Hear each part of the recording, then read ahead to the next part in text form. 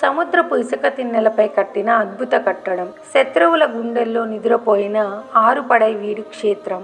1648లో Dutch సైన్యం విగ్రహాన్ని దొంగలిస్తే సముద్రం ఎలా గర్జించింది? 2004 సునామీ ప్రపంచాన్ని వణికించిన ఈ ఆలయాన్ని ఎందుకు తాకలేకపోయింది?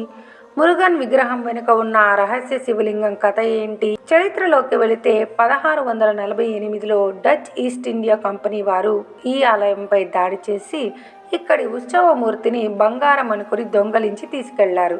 కానీ వారు సముద్రంలో ప్రయాణిస్తుండగా అకస్మాత్తుగా భయంకరమైన తుఫాను వచ్చింది. అది దైవ నిర్ణయం అని గ్రహించిన డచ్ వారు విగ్రహాన్ని సముద్రంలో పడేశారు. చిత్రం ఏంటంటే విగ్రహం నీటిలో పడగానే తుఫాను శాంతించింది.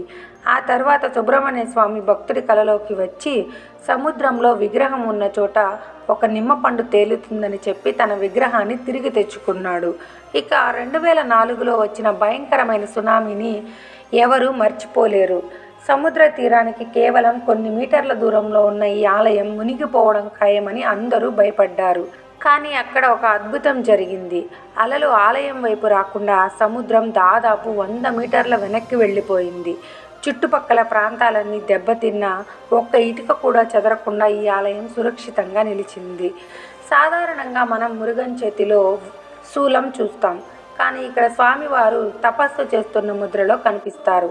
ఆయన వెనుక ఉన్న రహస్యం ఏమిటంటే శూరపద్ముని సంహరించిన తర్వాత ఆ పాప పరిహారం కోసం మురుగన్ ఇక్కడ శివలింగాన్ని ప్రతిష్ఠించి స్వయంగా పూజించారట.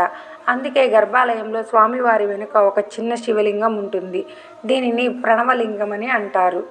ప్రకృతి వైపరీత్యాలను సైతం ఎదిరించి నిలిచిన ఈ క్షేత్రం భక్తుల నమ్మకానికి ఒక నిలువుటద్దం.